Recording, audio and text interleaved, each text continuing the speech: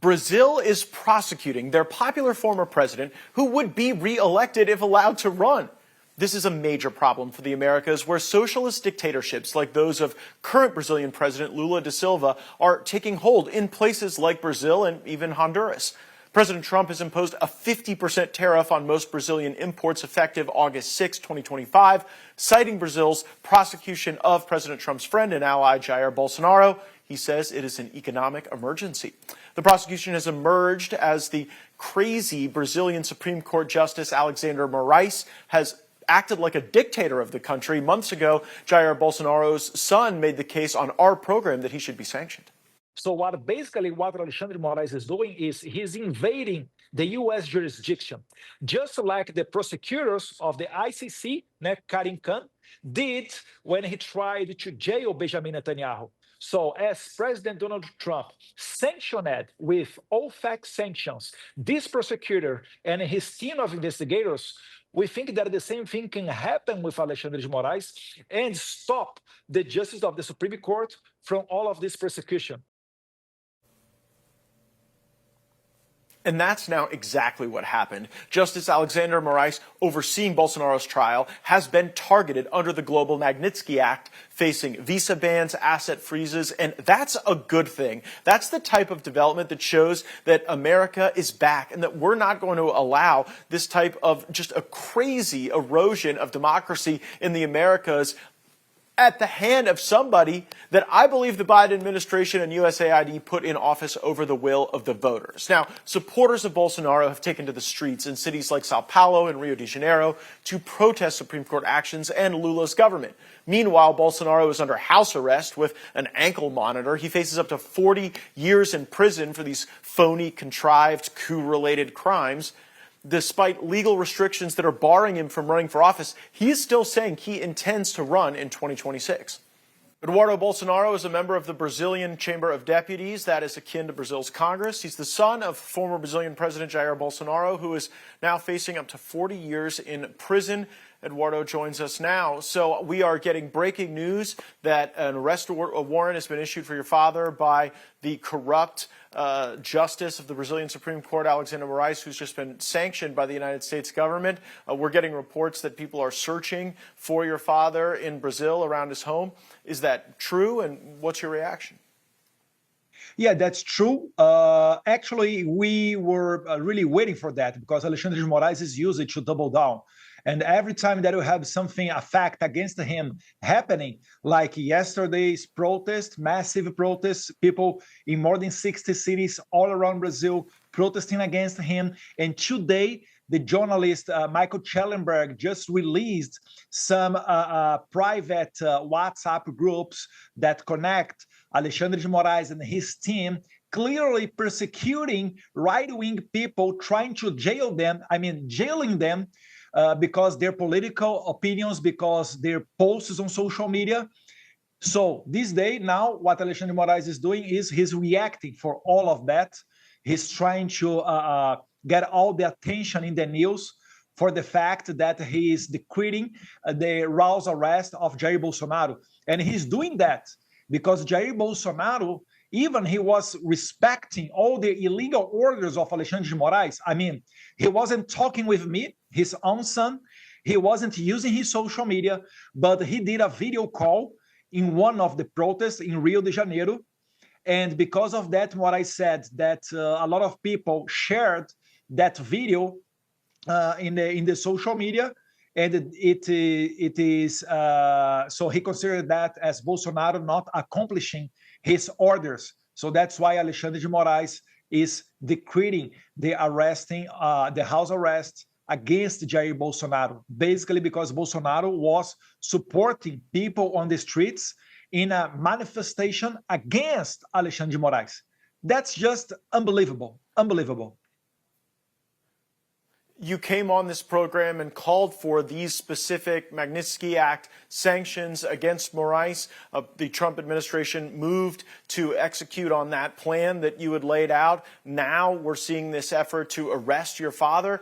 Do you think that this effort is a direct result of your calls and President Trump's subsequent action? And if so, I mean, are you preparing for your father to be detained and go to prison?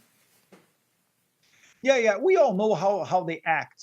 And they already said that they would not repeat the same mistake that happened in the US, which means that Alexandre de Moraes is running, he's speeding up as much as possible, as fast as possible to condemn Jair Bolsonaro before the next year election. So he's really hard working for that. But thanks God, we have in the United States a great president, a great leader called Donald J. Trump, and he's giving tariffs against this financial system that supports Moraes, and also now individually applying Magnitsky Global Act against Alexandre de Moraes. So as all of dictators in the end of these days, in the end of their last days, he is reacting for that. He's desesperated. He's losing support in the Supreme Court. He asked for all of the 11 justices of the Supreme Court to sign a declaration in favor of him against Donald Trump. He didn't get even half of the justice in the Supreme Court supporting him. So he's in a very weak moment. And I'm feeling that we have an opportunity to move forward and also pressure the Senate of Brazil to do the impeachment of Alexandre de Moraes, and also the Congress to approve what we call the amnesty bill, to do not let these people go through the Alexandre de Moraes' hands, because, Matt, Brazil is the only one case that I know that the Supreme Court is judging people like regular and common people. It doesn't happen in regular democracies. It doesn't happen in other countries in the West. So we have to do this step forward, because other case, Brazil is going to be deep in the Venezuela way.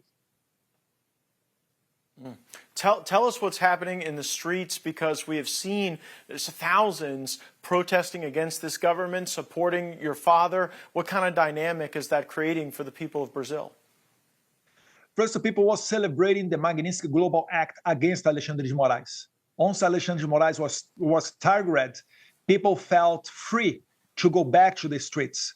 Because every time that you have a protest in Brazil, the left go to the Congress and start to say, oh, be careful, you can go to the jail. Look, the January 8 guys that did go to the jail, and some of them are still there. You have hundreds of people that are receiving punishment of even 17 years in jail. But you had yesterday, on Sunday, 3 times more people than we were expecting, and in more than 60 cities all over Brazil. So people is really like, is screaming and is asking for freedom and feeling that you have some hope coming from United States. It's for the first time we are looking at Alexandre de Moraes desesperated for weeks in the defensive position.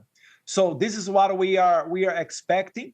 And also, again, United States not going to save Brazil, is not going to do everything. We Brazilians, we need to take action. We need to pressure the senators and pressure the Congress in favor of the amnesty bill, and to stop with all of this persecution, at least to change the page and bring more lights for Brazil. Because on the way that we are arresting the leader of the polls, which is Jair Bolsonaro, that is clearly is going to win the next year election if he can run. Brazil is not going to have a regular election next year. And likely there is a high risk that the United States is not going to recognize our election, because we have some other issues around. And it will be very bad for Brazil if we receive the same treatment of Venezuela with the narco dictatorship of Nicolás Maduro. It would be a shock to the Americas if we saw Brazil continue this slide. Eduardo Bolsonaro, the son of Jair Bolsonaro, a man on the run at the moment, and certainly on the run from his government, but running for his people and doing everything he can to liberate the people of Brazil from this tragic circumstance. And thank you so much for joining the program and making the case. Thank you very much, Matt. And thank you, President Donald Trump, Secretary Rubio, Secretary Bessent. We really appreciate your work, and believe we are going to win this war. Amen. Well, thank you, and best to your father.